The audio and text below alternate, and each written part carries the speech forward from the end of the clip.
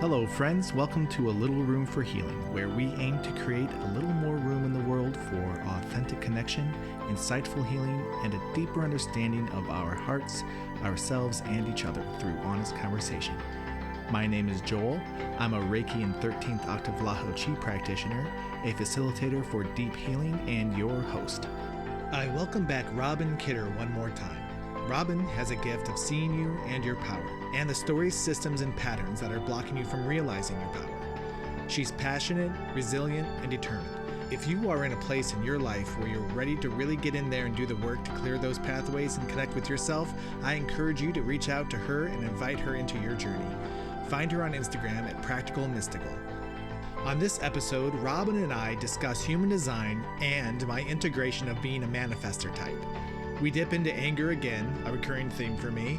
We also share thoughts on what it means to be made in the likeness of God, the dance of being human, and how letting go of things brings learning. As usual, we start with check-ins so we can be more attuned with each other. Come on in. Welcome back again, Robin. Hi. Hi. Number 3 in a row.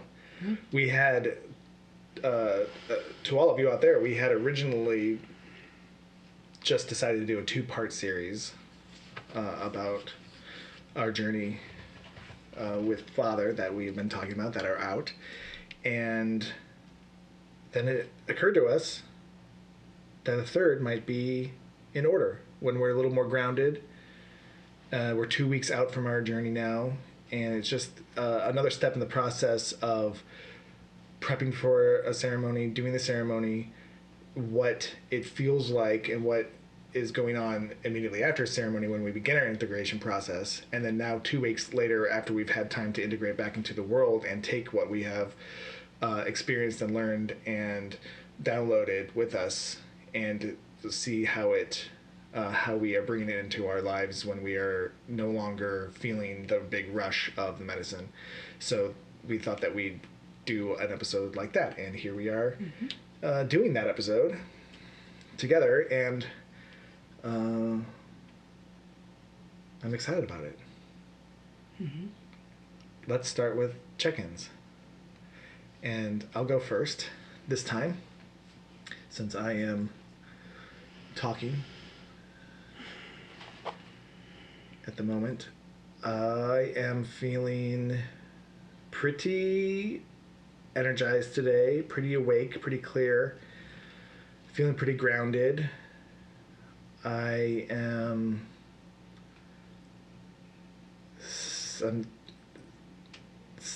excited about the way the new openings I'm feeling, and we'll talk more about that. And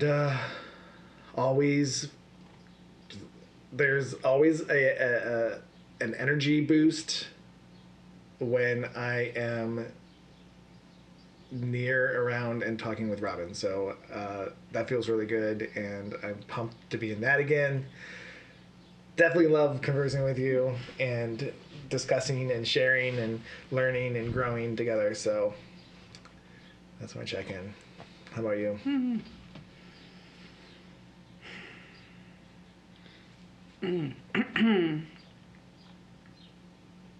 Yeah, I feel that that buzz, our very specific buzz. It's sweet, and I've been feeling it since I listened this morning to our last podcast. I was like, I want to have that fresh, like our last conversation, and I listened to it. It was also released today, mm-hmm. So it's all kind of in the air, and coming out of that, I felt like really softened, and it was cool to listen to us in that moment, because it was like, oh yeah, like I love this thing that we're creating together. And you were speaking about, this is the integration from the ceremony, and then we did an integration, and then we're doing another one, and what I feel like is this is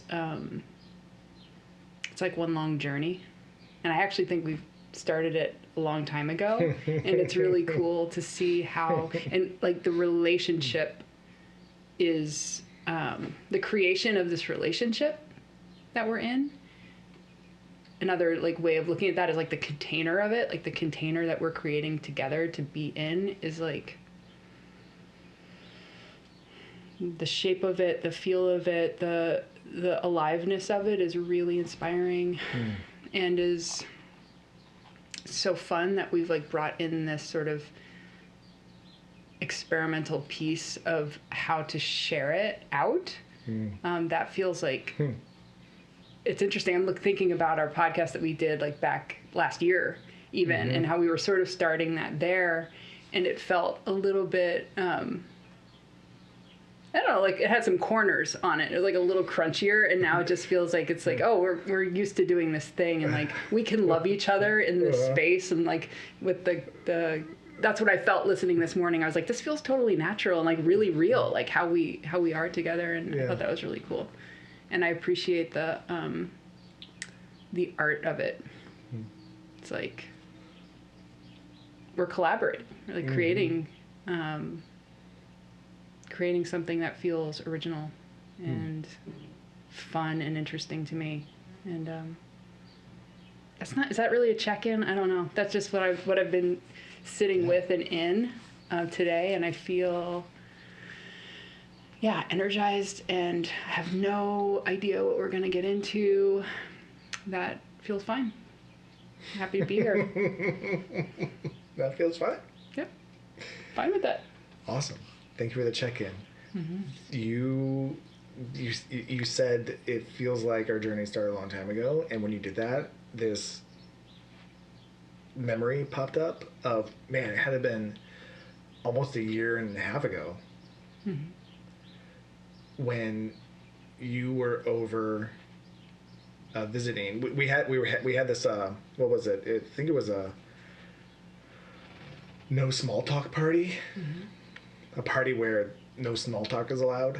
And you were there, and we were sitting on the couch talking, and I was talking about and my masculine power, or my healthy masculine, came up, and how I was like, I'm not in it yet, I don't know, like I'm learning it, and you were like this, we started back then. You were talking about my healthy masculine, and there was a moment where I think it came through me, and you're like, there it is. There it is, right there. I see it. So cool. Yeah, so that memory came up. I remember that. You were like, I don't have that. And I was like, you got it. It's here. We're still doing that. Yeah, but I believe it more. Yeah. I believe more. I'm stepping into it more. I'm really stepping into it more. And we're doing it with we're still slightly doing it with the healthy masculine, although I may have a better hold of that. But now we're doing it with me with human design, and you are helping me see my human design and stepping into that and integrating that into my life and seeing how that can help me move through the world.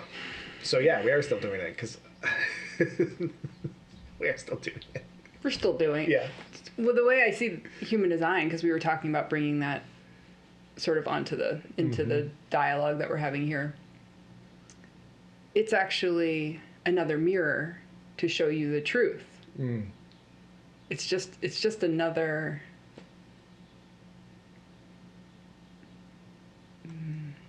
map and practice. I mean, there's a practice to it, but it's sort of an experimental practice. It's not you, you're you, and then that's just like another way of seeing the truth of yourself and experimenting and finding out for yourself, like, and there's like some suggestions in it that are like, hey, well, try this, and then you're having these like mind-blowing experiences of recognition of yourself and recognition of your power. Like, just in the past 2 weeks since I've seen you, has it been 2 weeks? It's been just under 2 weeks since. It's been a week and a half. I don't know. You're like, there's an aliveness there's something shifted. And you said you got that feedback from someone else today too, that you saw that was like, what's going on with you? Yeah. It's really cool. Yeah, my friend is staying at our on the property that I live on, and she got in last night, and she saw me, and I hadn't tell her anything that happened yet, and she said, when we greeted each other, she goes, "You look different. What's going on with you?" That was cool. That was really great. Yeah, I'm feeling the shift.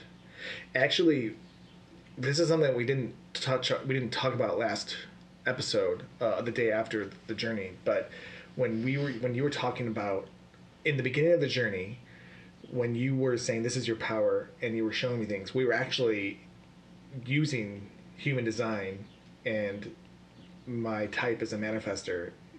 That was part of you showing me my power and getting me to step into it. But we didn't name it last week, but that's what was at play. That was at play in that ceremony. And I've been really digging into a lot of manifestor information over the last week and a half. That, as Robin said, has been blowing my mind. I mean, it's really been you.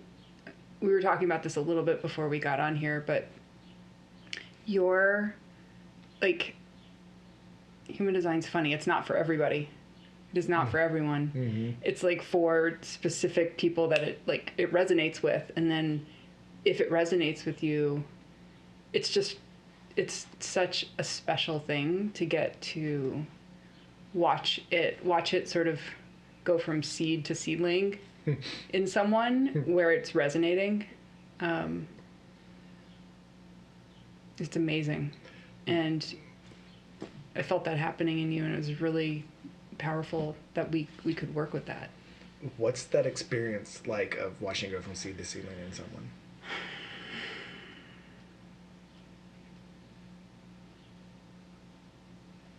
I mean, to me, it's just such a incredible tool and map and practice for learning to love oneself. It resonates for me like that. Like, that's when I first was introduced to it I got a reading from a friend who was like, I have to give this to you. And she gave me my first reading 3 years ago. And it was just like went into the center of my being. And I could, like, all of a sudden I loved these parts of myself that I felt were unlovable. And that I don't know how, if there was anything that could have, like, held the totality of all of these things in a frame that I could be with. I don't know if that makes much sense, but, like, and I'm going to get back to answering your question about seed to seedling, just like what it meant to me, like what it gave to me and what it has given to me and how it has transformed me, like, to see that. And not just potential, but actually to see your, like, engagement with it and sort of how it just really resonates. It's like, oh, yes. Like, fuck, I want this for everyone.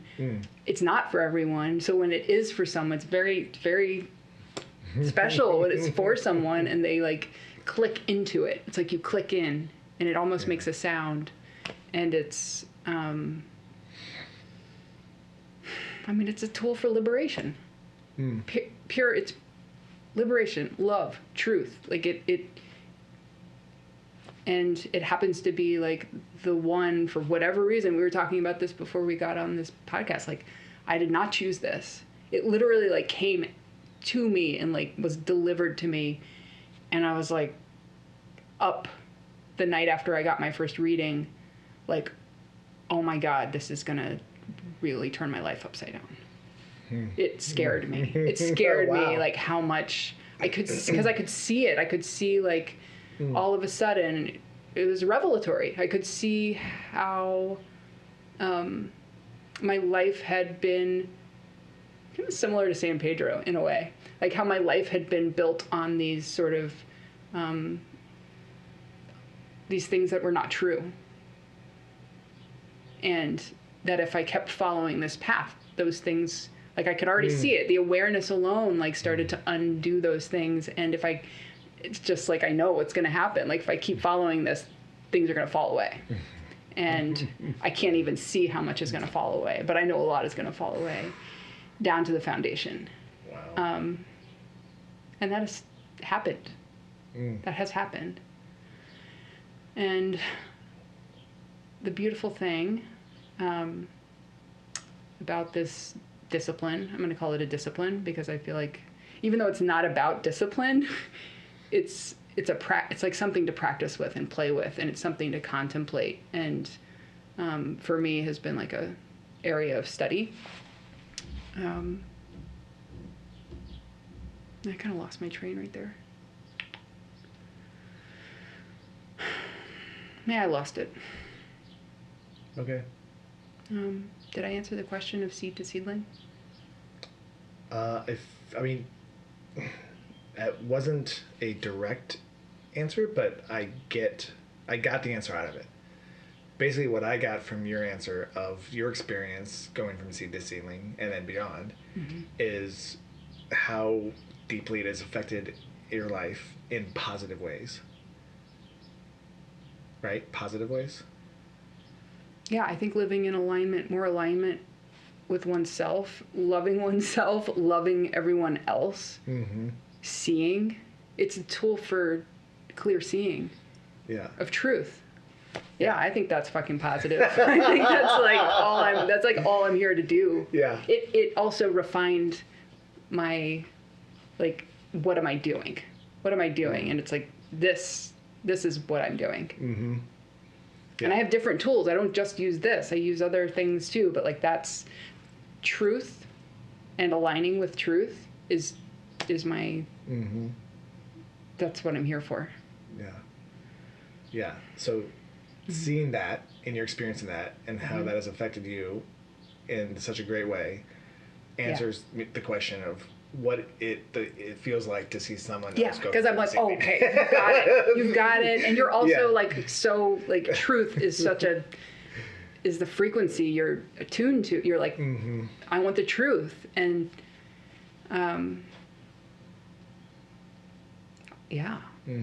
anything that is an accelerant and helps you get there more, I want that for you. Okay. And also, I could be helpful. If you're using that, I can be helpful there. I can, like... Yeah. I can... And you have been. Thanks. And you have been. Yeah. And it's also great that you get such joy out of talking about it and are up for talking about it, because I want to talk about it a lot right now. Yeah. You know, it's like in my life, I want to talk about it a lot. I bring it up to people that aren't as jazzed to talk about it. And I'm like, oh, okay. Where's Robin? That's fine. That's fine. There's this, you sent me a page, a post from Instagram, on Instagram, from a page dedicated to manifestors. That the type, manifestors, one type of people in the human design group, and it totally clicked with me. And then I just started delving more into that page and realized that they have a podcast, and I started listening to this podcast that's made from a manifestor about manifestors for manifestors, basically. It didn't start out that way, but it turned into that. And I don't like podcasts. I don't listen to podcasts. I never have. I don't have much interest in it. But I can't stop listening to this podcast because it's just clicking so many pieces into place. So I that's fascinating to me. You have like this color of you, like you're like this. There's this life that's moving through you. The thing that came to me when you were just sharing that was like, this is what it looks like when someone is deeply seen and recognized and is like, yes, saying yes to themselves. Yeah, that's cool. That's what it feels like. I'm like, oh, one of the aspects of, one of the many aspects of that manifestor that it clicks with me is we are not supposed to wait around for permission to do things.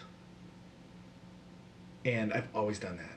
And it's always been so grindy for me. And to hear this, just hearing this and having this click with me, I'm like, oh, the fuck? I can do whatever the fuck I want now. I mean, like, obviously, when I see it, like, there's like, when I say whatever the fuck I want, it's whatever creative urge or whatever urge comes through me or whatever thing that's coming from deep within that's like, do this now, do this, and just make it happen or act on it.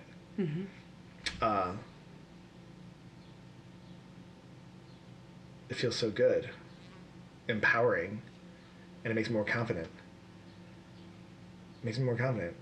One of the things that I'm learning that manifestors, one of our things that we have to work through the most is fear.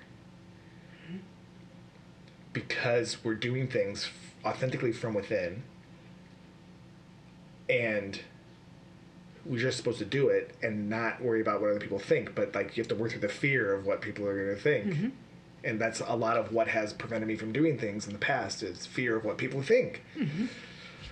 And like connecting all this, I'm like, oh my God, this is I'm like, oh, I don't have to care about that. And for some reason this combined with what happened during the San Pedro journey and all the healing that I've been doing up to the San Pedro journey that we had is like this, the timing of this is just this cherry on top of like, see, go out, do it, and just whatever comes through, try it, and then rest, and then next thing comes along, try it. Just put it out there, put it out there. And I love that. There's so much less pressure, I feel like, to complete or to succeed in one thing or to make it like force it to work. Totally. That isn't what it's about. Yeah. It's so cool. It's so cool. It's so refreshing. I have to take it. Can you remember that thought? That it's so refreshing to just not have to do all of the like worry about what, worry about how, worry about what to do with it, worry about you don't have to do any of that. You just have to create the thing. Yeah. Like that's telling you to create it when you get the urge. Yeah. I'm having an urge right now. Yeah. You need to take a break. I need to step away. I need to get this fly out of here. Okay, you work on the fly. All right, I get this fly out got of something is bothering me about my phone that I need to like fix. Great. Are we gonna? Great. Go team. Oh, okay, we're back. Thank you. Thank you all for bearing with us throughout that break that you didn't feel at all because I cut it. But while we were on the break and I was thinking about the things I was just saying, there's even like when I think about this human design, I think about the manifestor, and in this human design, getting permission through this, what would you call it? A modality? What do you call this? It's knowledge. This knowledge? Okay. Yeah. It's knowledge that was revealed by a person who transmitted it. Transmitter. So getting this permission through this knowledge of human design to just create and put it out there and not wait for permission, and then go through a rest cycle where I'm not doing anything. I'm just like resting my transmitter body tool and then getting another creative urge and doing it. There's a feeling of, in the process of me learning this, there's this feeling of, oh, well, people are going to look at me and think, oh, who does he think he is that he can just do that? And like, it's awkward. It's really awkward. It's bringing up your stuff. it feels so right to do what this thing is saying that I have permission to do, because that's the human design that I was So born into. what do you know of the mechanics? What do you have the permission to do now? What do you feel like you have been offered permission to do, to be, that feels true? I feel like I have permission to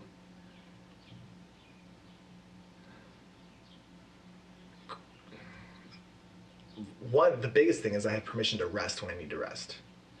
And that could be a day, it could be a month. Mm-hmm.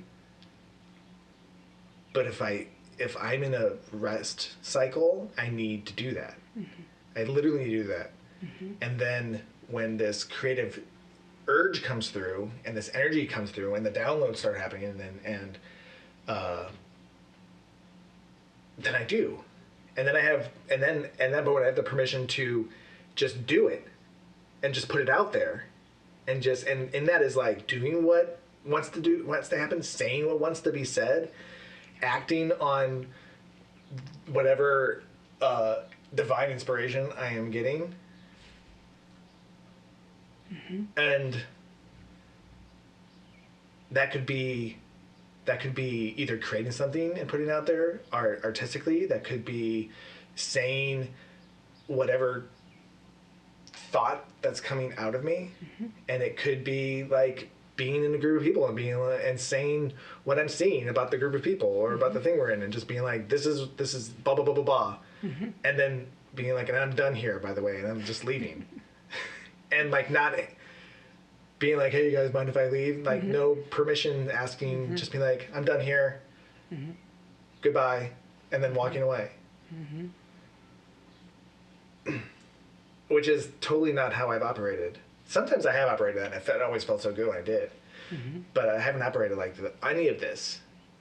Occasionally, sometimes, but not like on a steady basis, any of this. And I know that everybody has their own type, so everybody has their own permissions that they're getting. This one just seems, I don't know, for me it seems so, it's difficult to be like, I'm going to start doing this. I'm going to start doing this. Yeah, this is like one of the things that always,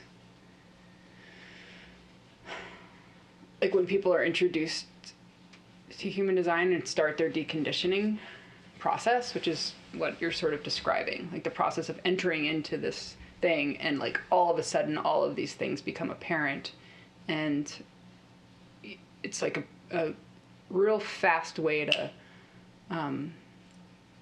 undo some of the program, because you just see all this stuff, you're like, oh well, that's no longer it, and so there's a lot that might fall away right at the beginning. It's really interesting to see people go into, and I don't know if you've made this connection yet,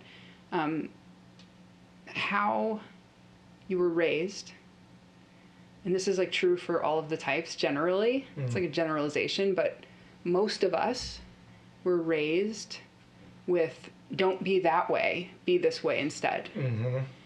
And whatever the way you are, it's not the right way. And that's just like the nature of, because our parents, God bless them, are trying to help us be like, you know, not need anything in the, like be everything. Like as a manifestor, you need to work, you need to do and create you need to basically be like a generator, like generate and be consistent, because you're not by nature consistent. Like, I mean, in a way you are consistent, but like not in the way of like what they yeah, you're randomly, you need a lot of rest and you need to take like months off. But what ends up happening is our parents, with the best of intentions, guide us gently or not into being something that we're not.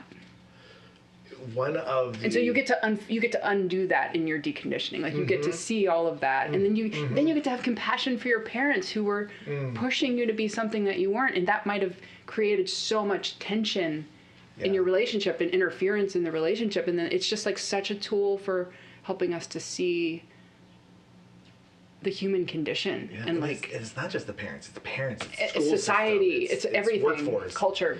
Yeah.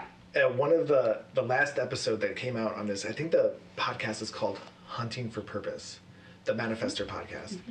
And the last episode was trauma, manifestor trauma, and the deconditioning that they have to go through.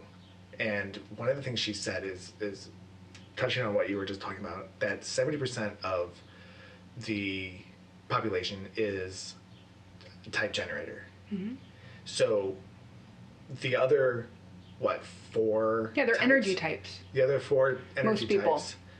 The other types are non-energy types. Well, actually, trained- manifestors are energy types, but Got trained to. They were brought up and raised as generators, and that is trauma for the rest of us.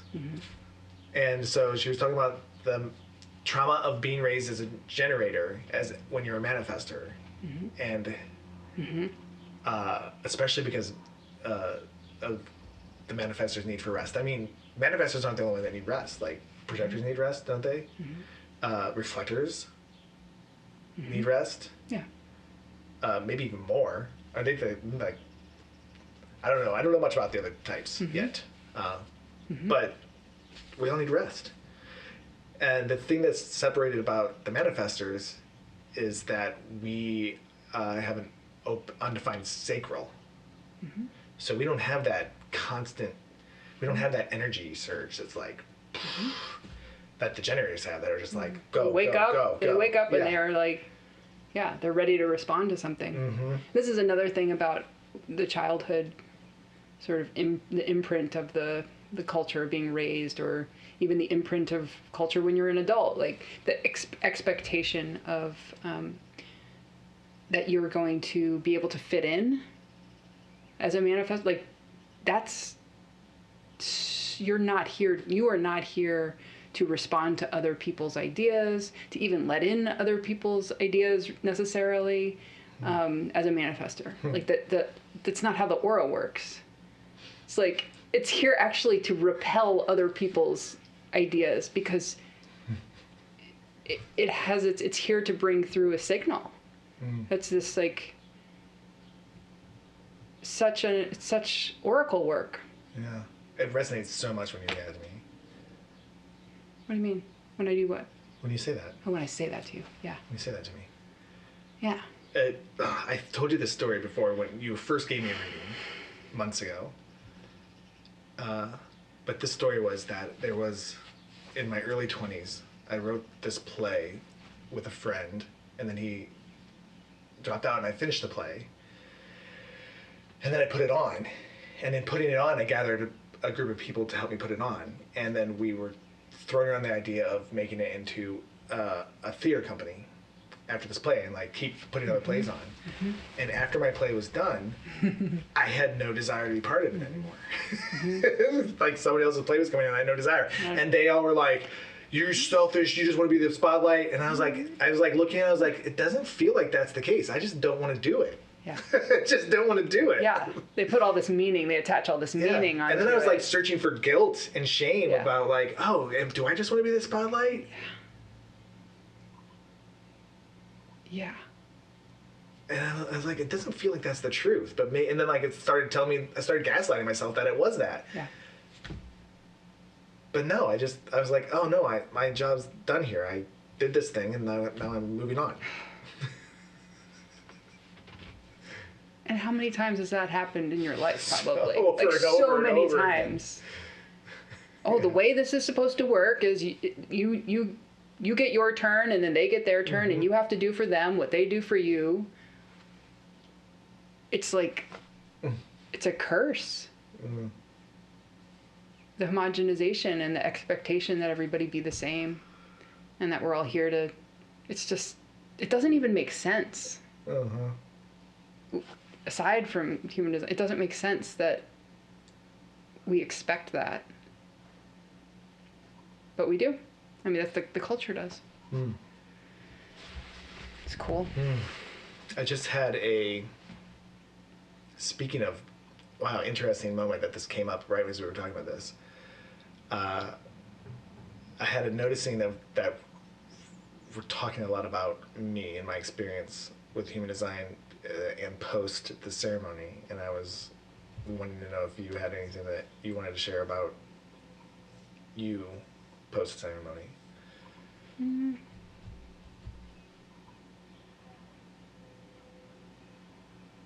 I can tell you something about projectors.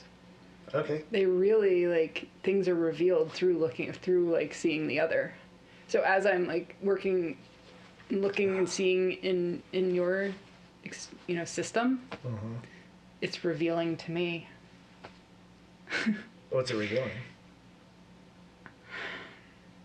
To put it in words. To put it in words, that's so poetic. It's always the question.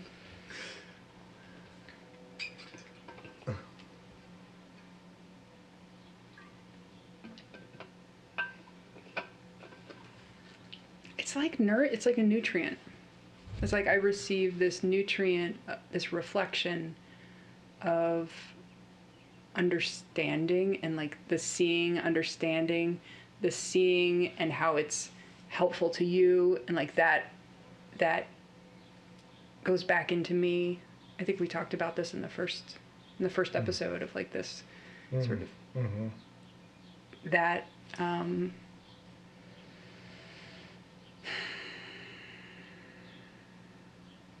my reflection is the thing that is coming through to me is like I really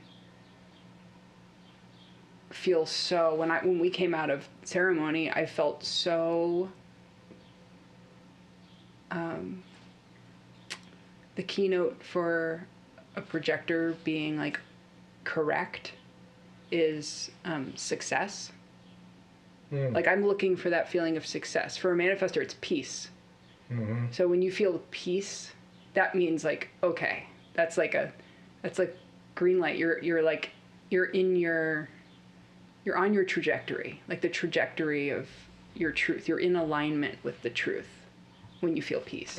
And for me, it's success. And when I walked out of our ceremony, and since then, I've felt that. I've felt this, like, this is my spot. And also, like, I have a lot of energy, actually, in my design and in my, my system needs to use that energy in my work. And when I work with you, and other people too, but like especially with you, like just it gives me a space to be to use all of those parts, like all of the parts of me. And yeah, there's a lot of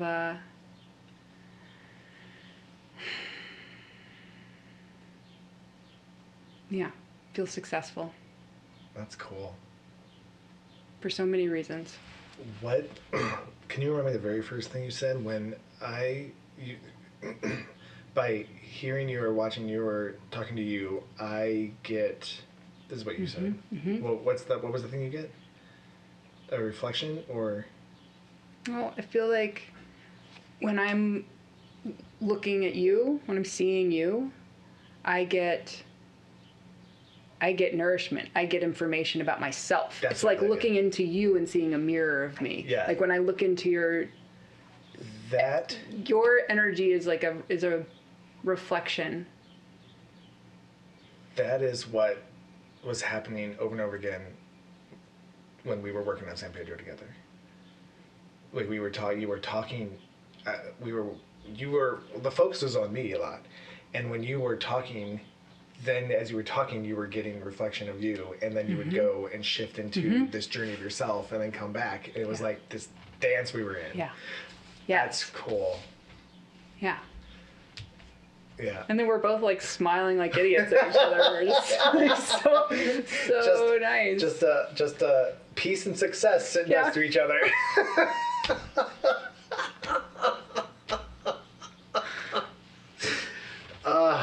I so love peace. I really do. So good. And you're also starting to appreciate anger, which is the keynote for the, I'm actually out of alignment. I'm not in correctness right now. Oh, okay.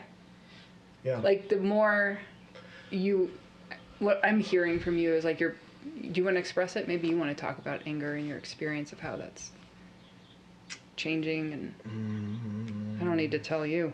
I would like to hear what you were going to say about it. I've just been noticing how your relationship to your anger since working with this system has, and just having awareness that your anger is actually a tool and is a marker and it's an orientation. It's a part of a compass. Mm-hmm. Your anger and your peace, they're just this polarity. Mm-hmm. And you're working on this polarity and like mediating it. And that is actually how you understand where you are. Yeah. On your trajectory of like living the life that's in alignment. And alignment is health. It's well-being. It's like, it's not good or bad. It's just, it's a state of resistance or not. And like, do you want to live in resistance and like, feel the gears grinding? That's going to feel like anger. And if there's no resistance, you're going to be in a state of peace. So much anger in my life. I just remember so much anger in my life and like being in that state majority of my time. And people, and like so much so, like there was a lot of anger because, the anger I had because of my religious trauma was this anger, because this establishment was telling me how I had to be. Mm-hmm. They were telling me that I was a sinner. They told me that I had to believe in something outside of myself. Mm-hmm. They were giving me what I needed to do, and I was just in anger all the time about it. Mm-hmm. And that anger I had relationships, I had friendships that friends were like, man, your anger scares me. I don't feel comfortable around your anger. Mm-hmm. And I just thought that that was just something I needed to heal. And like, turns out that I was just not living in alignment. And now that I'm seeing why all that anger was there. Mm-hmm. And that last big push right before I let go of the religious trauma, my hold on the religious trauma, my grip, there's still cobwebs and corners to clean out in there, I feel. But I had never been so angry for so long in my life that I was from like November till April, till like the end of March. Mm-hmm. Nonstop anger. And I needed all of that anger to like be felt completely, to push through, to pop out the other side. Mm-hmm. And now I'm having this much better, healthier relationship with anger, and I'm not letting it go out of control. And when it's coming, I'm like with it, and I'm understanding it. I'm like, oh, what's going on here? Oh, mm-hmm. It's because of this. Mm-hmm. Mm-hmm. Beautiful. It's sacred. And this also links in, I'm just seeing this connection to when your root opened. I mean, sacred rage, sacral rage. It's cool. Down here. It's like this lower chakra. It's very essential.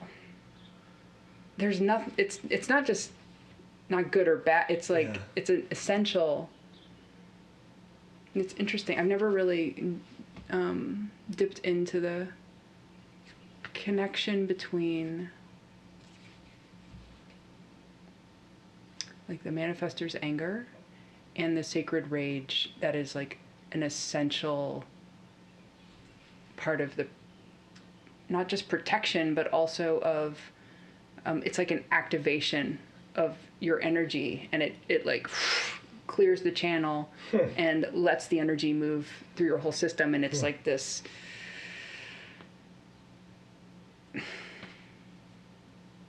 it moves you. It like actually is what makes space to move your creations out into the world in the way that they're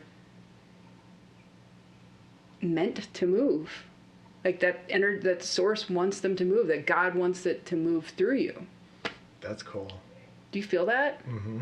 Like that we vilify anger it's just so wild. It's like it's just the most powerful force moving through your body that is here to be channeled and directed and honored and listened to and revered.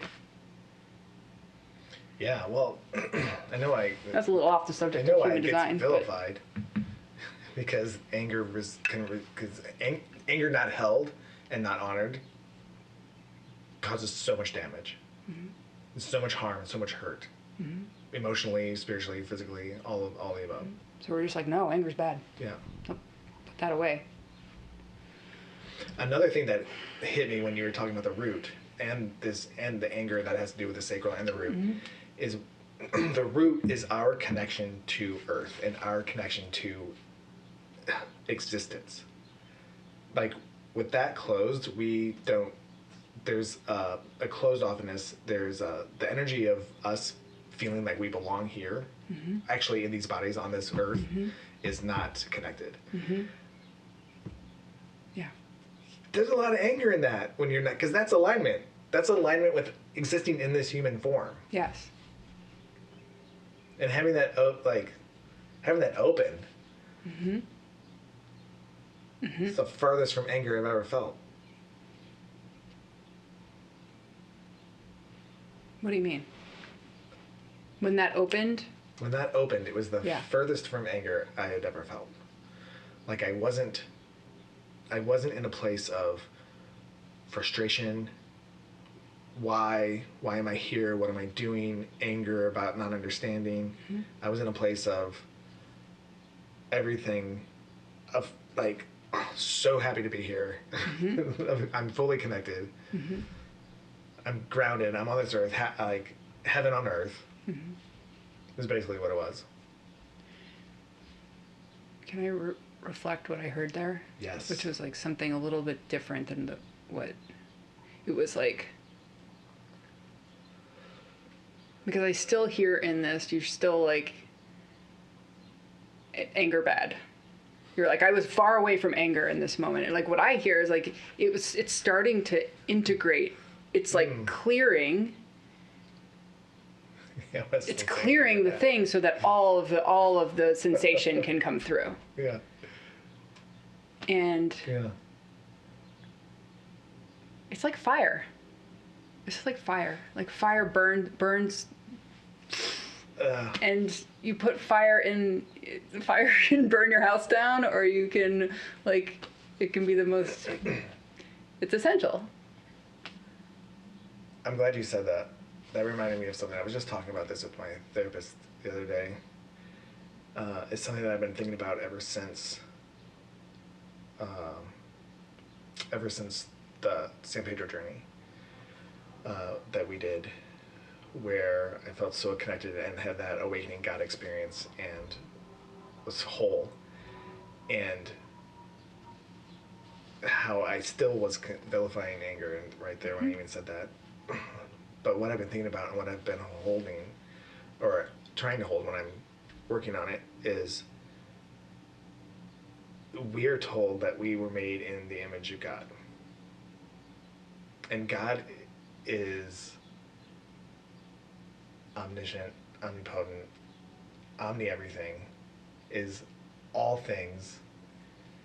And in that, if we're made in that image, then we also have the capacity and the ability to hold and be all things. I have in me the spectrum of gay to straight. I have in me the spectrum of all emotions, anger to joy, to bliss, sadness, all of it. I can hold it. That's because I am in the image of God. God has it all. I have it all. And they're all good.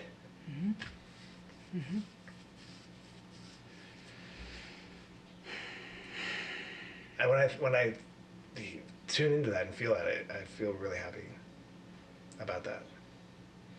Like, I may not be the part of me that has homosexuality, may not be the most forefront present in my life, but it's in there somewhere. and I can hold that. Mm-hmm.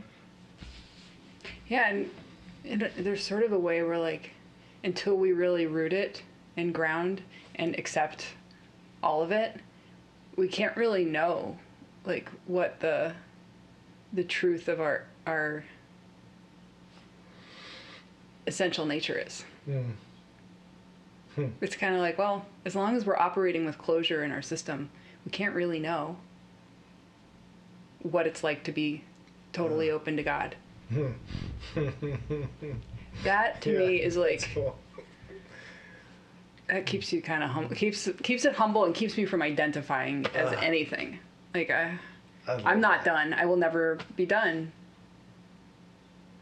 I wouldn't say that one more time. I just want to repeat that. As long as we're operating with closure in our system, we can never know what it's like to be truly open to God. Beautiful. So good. What a great sentence. What a great sentence. Thanks. Yeah. Yeah, that feels really true. That's back to the sort of cosmic joke of it. Like, I don't know, there's such humor in that. Like if everybody kind of knew that and kept that, if we all just knew that and remembered that we're not, like, all of these identities are just estimations. There's like a little bit of best guess in there, so we can't really know. I don't know, so much I think would just fall away if we really saw that and embodied that. Like, we'd be there. We would be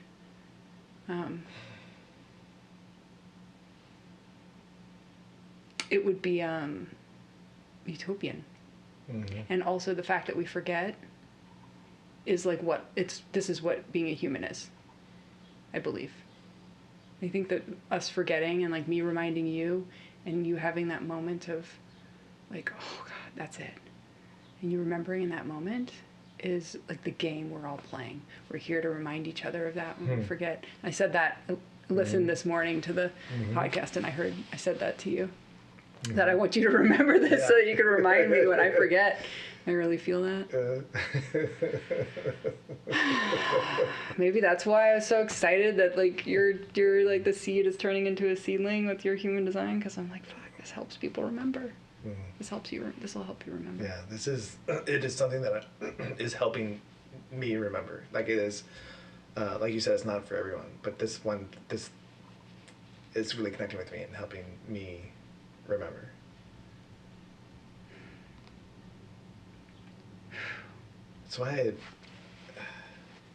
That's why I just really encourage people to continue to try all sorts of knowledge or modalities, and multiple ones, and find the ones that work for you. Find the ones that are like the missing puzzle pieces to what is helping you remember. I know I have a few myself, and human design is another puzzle piece that's just locked in, that's helping me become more whole. Plant medicine is another thing. I happen to really get a lot of talk therapy with my therapist as well. So I have these beautiful tools, beautiful puzzle pieces. And also the release of them when it's time.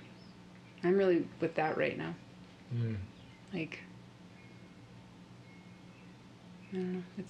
There's a real, for me personally, I have to let things go sometimes and be in my own be in my own energy field, and, like, protect it a little bit more. And yeah, that's like a part of it too, letting go of things, like knowing when it's time. Every time I let go of something, I learn so much. Like, I love quitting. I actually was playing with the idea of quitting human design. That was proposed to me by my partner, who is not as excited about human design as my mind wants him to be. He's like, can't you just like not do that? And I was like, can I? And then I actually let myself go down that path a little bit, and like this thing that, you know, he and I are in this like somewhat of a battle on some level, because he's like, you don't need that. Like, why do you need this thing that he doesn't understand? I think he understands more now, because we've kind of been getting into it lately, since he told me that he wishes I would just let it go. I've actually been sharing more with him from the heart about what it brings to me, and what I feel like how it helps me to connect with people who it resonates with. And I think he understands more now. But anyway, in that process, I really did, like, I let myself go down there.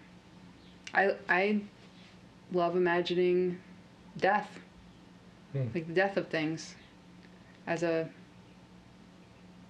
real sort of practice of what am I clinging to as truth that maybe is not. It did help me. It helped me. It humbled me to go through that process with design recently. It was like, okay, I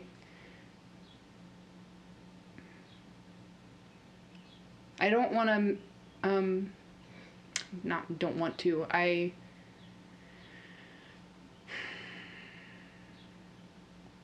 I'm not here to indoctrinate myself. And I want to, like, always be listening to the truth of my body. And sometimes I think the mind is just so tricky. It's like so incredibly smart how it will try to take over. It's genius. It like finds little cracks, little ways in, and I'm like, oh, there you are, like, wow. Mm-hmm. Yeah.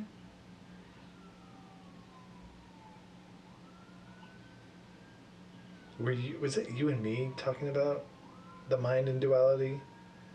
Was that part of our conversation during our ceremony? I don't think so. But what did that make you think of?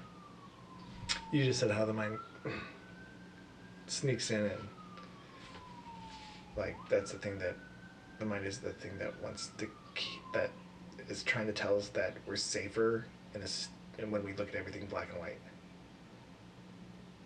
It really wants to create rules and things to live by. Yeah. And in black and white is like, this is, human design is your thing. You can't ever let it go. Yeah. I can't ever let it go, but no. It's good. It helps me. Yeah. But the reality is, human design has come into your life, and at any point it could come out of your life. It's like being on a train and watching the landscape go by and being like, wow, that's really beautiful. That's really meaningful to me, that landscape. And then it's like, it's gone. And you're like, okay, look at this new landscape. Mm-hmm. Yeah.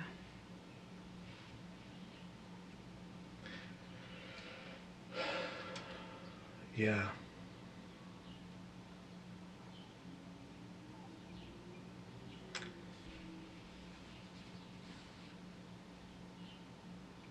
Kind of going through that now.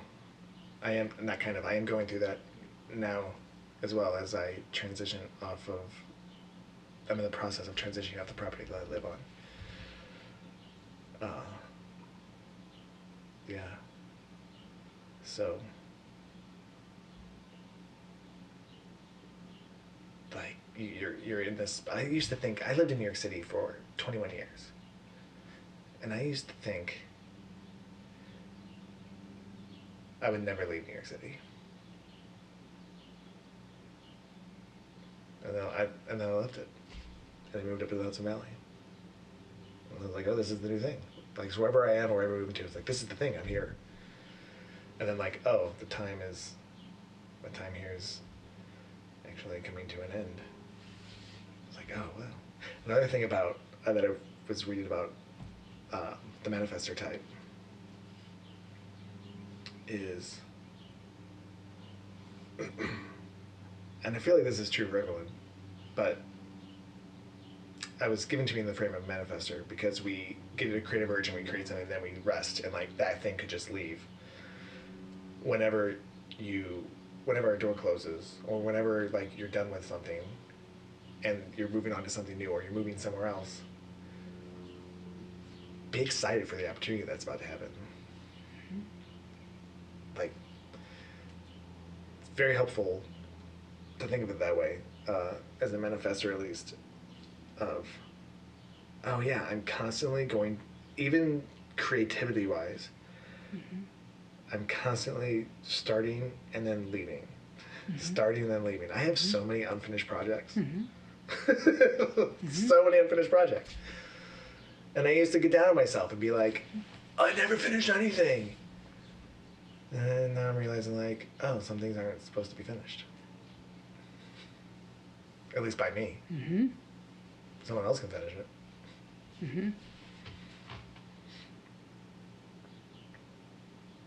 It's cool. That's liberating. Yeah. I want to learn more about the other types, but after I get a good hold of manifestor, then I'll learn about other types. Yeah. What's the urge? Why? What's the urge? Why do you want to learn about the other types?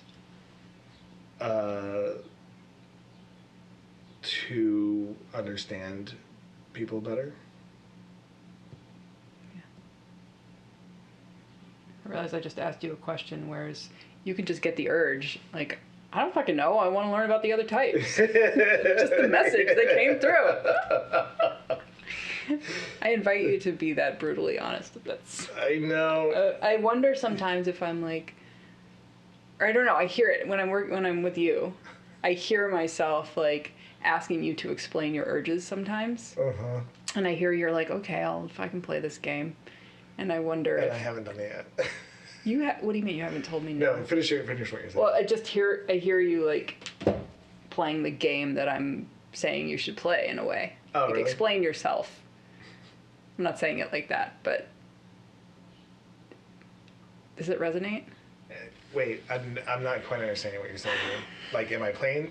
Like, I'm like, explain what are you thinking? Like, why? Why do you want to learn about the other types? Whereas, if it's a true urge, there's no why. I don't have to explain myself. Yeah, you don't want to really explain yourself. I'm imagining, like, that would be what I would expect from the design of a manifestor. Yeah. That wouldn't feel as... Huh. It didn't feel that bad this time. Do you feel like you're searching? Oh, that's an interesting question. Oftentimes I do. Like your mind is writing a story for it. Oftentimes I do feel that, like, okay, I gotta come up with something. Sometimes there's actually a real answer. Like, that one felt like I wasn't searching for that answer. That is why I want to, like, I want to understand the people better. We were texting the other day, back and forth, and I didn't follow through my urge. But I wanted, like, my urge was to be like, I'm done. I'm done with this. Bye. I feel like I can do it with you, but I haven't yet stepped over and tried it yet. You can practice with me. Yeah. Oh, I appreciate that. I really want to try. There's still, this is the deprogramming of the fear. Yeah. Of hurting people, being too blunt. Is it too blunt to just be like, I'm done? You could probably craft that. I'm not going to tell you how to do it. I don't know. Maybe not. Maybe the crafting is also the mind, like, trying to soften it is like extra resistance. So, like, the idea is there's mind, and then there's like the body leading. The body leads you. And that's sort of, I don't know, what I tune into, or I try to tune into. And sort of what I was talking about was the mind is really fucking tricky, and sometimes it'll come in, and it's fine. It's just, what I'm doing is trying to move from here and not move from my mind. And almost watch my body, watch it do what it does. It's another thing I'm having difficulty is like thinking, well, don't we all just want to just say we're done? Don't we all just want to be like, I'm done talking about this. I'm moving on now.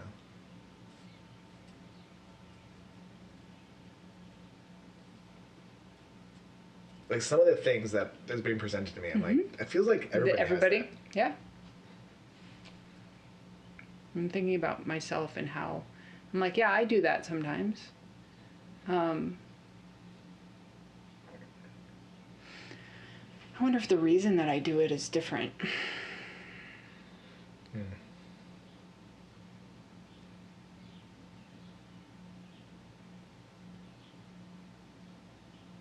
And the reason that I don't do it is different based on my system,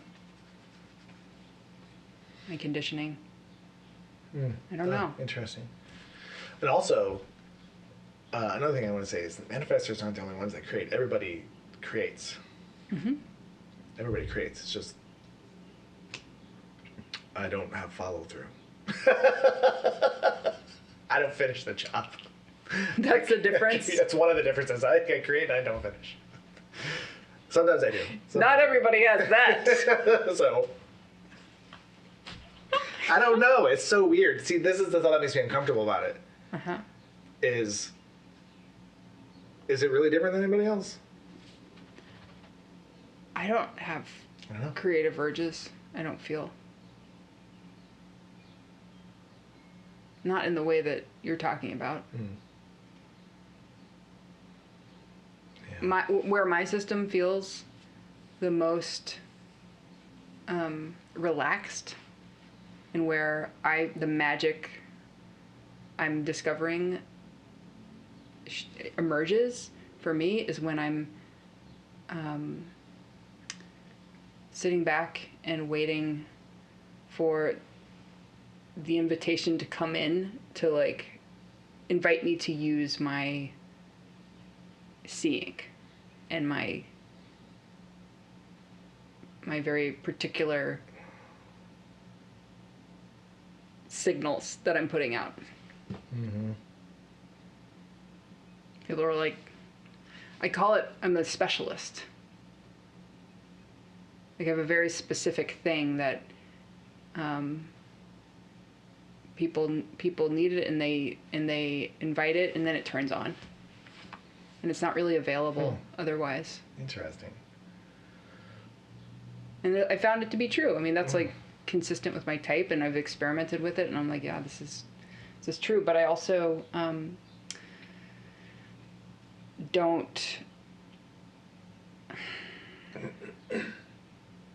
I still experiment with breaking through the any kind of rule around it. Like I don't have rules around it. But I'm also noticing, and I experience the blowback. Like what happens when I don't, and the exhaustion that I experience, and and that's where I'm at in my experiment. Is like I'll still fuck with some things that are not in accordance with my strategy and my authority, and I'm pretty much, the further I go down the path of my experiment, the more I'm getting my ass handed to me when I don't listen and don't like practice with what has proven itself to it's showing me in like my health, in my energy levels, and the path feels more narrow now. It feels like I get the correction a lot faster. When I say correction, I mean I get this sort of the smackdown. What do we, now I have questions. I remember both. One is, what does a smackdown feel like? Getting sick, being burned out, like exhausted. That seems to be a universal smackdown to everybody if they're not in alignment with.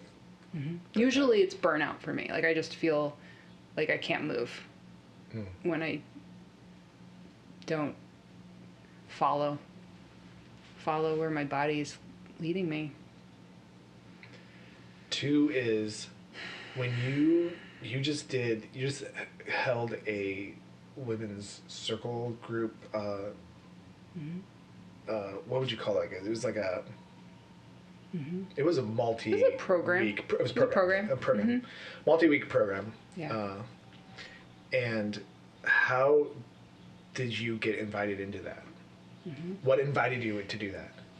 People wanted to do work, and I said, I put out on Instagram, I was like, I want to do this thing. Write me. If you're interested, Interesting. you can, come to me and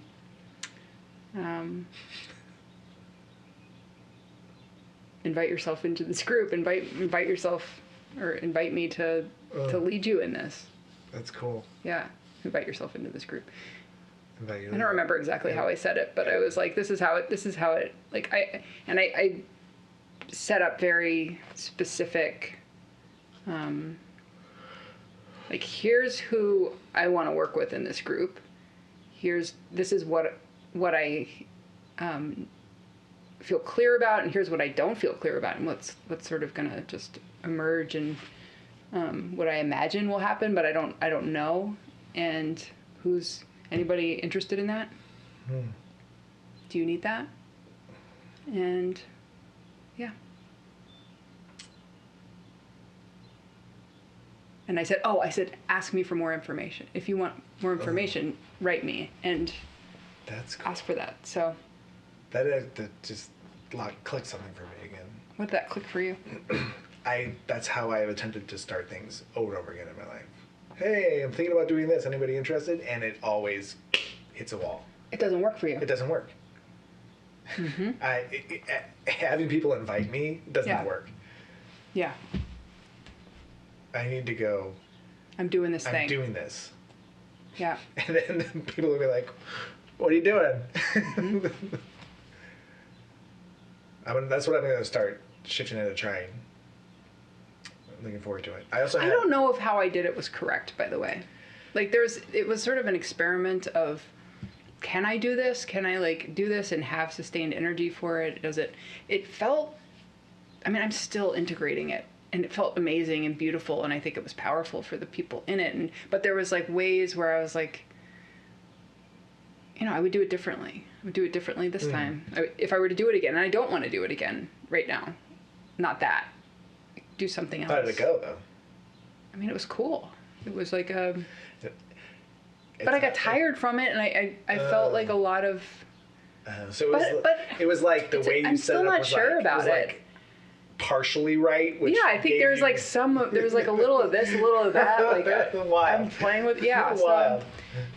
And for me, human design is more like a tool of reflection. It's like, okay, I know the basics. I know these two things that I work with, the strategy and the authority, and then everything else is I reflect on what happened and how did that go? And I sort of look at it in accordance to how I understand my system, the systems of the people that are involved, and it's interesting.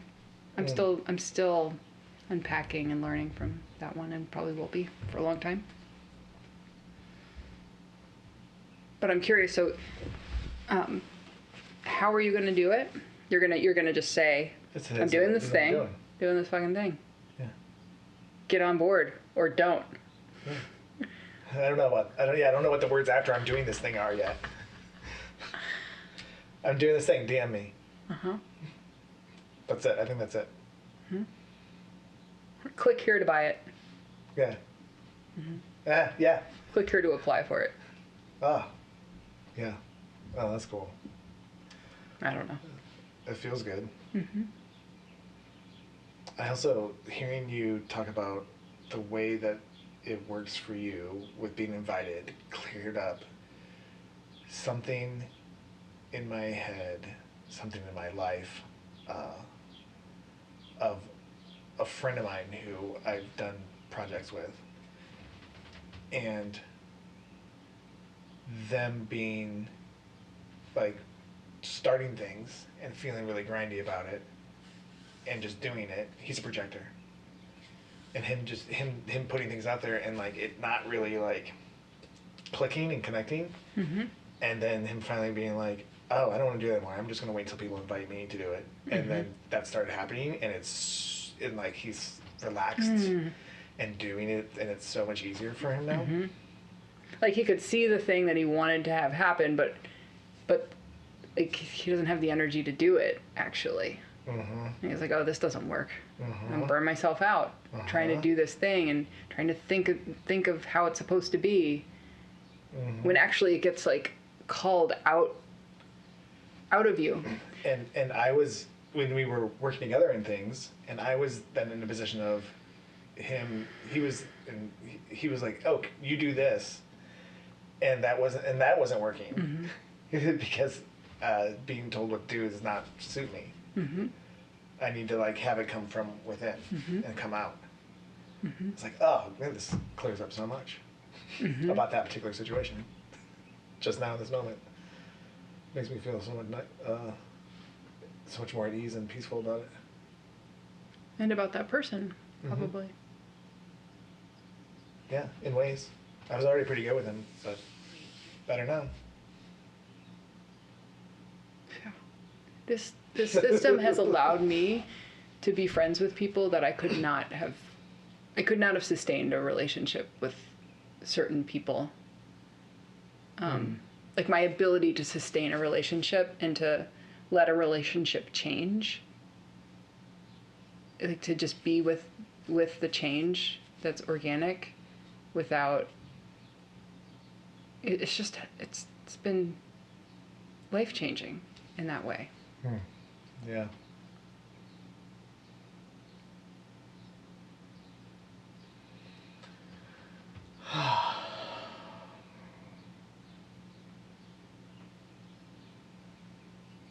We're gonna wrap it up now. That was me practicing. Great. I still feel. I had to say I'm practicing because I still feel self-conscious about it. We're wrapping up now. Why do I always have to say it aggressively too? Because I'm protection. not used to it. And little bit of anger in there. Little anger, like little flamethrower. yeah, it's an adjustment. It's like Don't fucking say anything to me. We're gonna end this now. I don't want to hear. I don't want to hear what you have to say about it. Like I don't want to take that. I don't want to. Yeah. It's also like it's how I feel about a lot of the healing process in general. Is if you've been one way on a spectrum, and it is unhealthy for you, and you're healing it. Oftentimes, I find that you have to swing to the all other the way end or pendulate and be over Yes. there for a bit until you can land in the middle. So Same. I think there's going to be some aggression and like assertiveness in my delivery until it softens and lands because when I get used to it. I mean, I think I did have something to say about that. Bring it. Which is contain that as like have practice spaces. We talked about that last time. Like you can practice with me. There's like certain people that are going to be, and then I would lean into practicing because you don't want to blow up. I mean, maybe you do. Maybe you do want to blow up your fucking relationships. All my relationships. There is a consequence. Like even as we're going through this like pendulum, it's like, yeah, we've been holding all this stuff in. We've been suppressing this stuff. So I'm going to let it out. Like, okay, but then there is a consequence for that. Yeah. And it is 100%. And it's okay. Like, okay. No, that's we have choice. and I'm in the awareness of that, and that's Yeah. where the fear is coming in again. And so it's like I want to be able to do what feels right in my system in the right way. Yeah. But I haven't quite found the right way yet. Yeah, but the like good boy pattern, maybe to break that you have to just be bad. just be like, fuck all y'all, I'm gonna do what I want. Like, maybe you have to. Or maybe you have to do it a couple of times and then feel what that does to the other. Yeah. Is a part of your process. It's all right. Cool. Get Okay, ready, shut up. everyone. Get ready, everyone, for Bad Boy Joel to come out. I can't even say that without like doing a backtrack giggly. Well, another thing about my human design, I'm 6'2". Yeah. And I think if I'm reading it right, a aspect of 6'2" is childlike adult. Which suits me. Yeah. I am very childlike. I'd say that's on the nose. And I am seemingly an adult by age. Technically. Anywho, we can get to that another time. Any other final last thoughts that you would like to share? I appreciated the exploration today, and thank you for inviting me in here. Really, I love this. I love the dives in. Happy to have you. I love it too. And thank you for your insights. And just what you said before we started, I think happened. You said before we started, I'm seeing that what we'll do is integrate you into your human design. A little bit. A little bit. Mm-hmm. Yeah. So, It was buzzing around the surface when Yeah. you walked in the door. It's like, okay, this is what's here. We're always with what is present. Yeah. I love that. It's how I get the most out of life in general, but definitely it's how I get so many good things out of being in a relationship with you and other friends of mine who also do the same thing. It's beautiful. I encourage everyone to practice that and find that in their lives, as well as making a little room for healing in your lives. Mm-hmm. So thank you, Robin, for being here. Thanks for having me.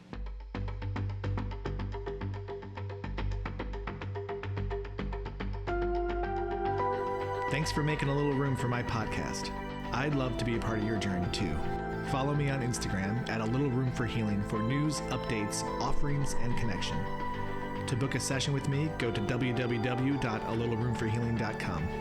If you'd like to support the podcast, follow the link at the bottom of the episode description. Have a beautiful day.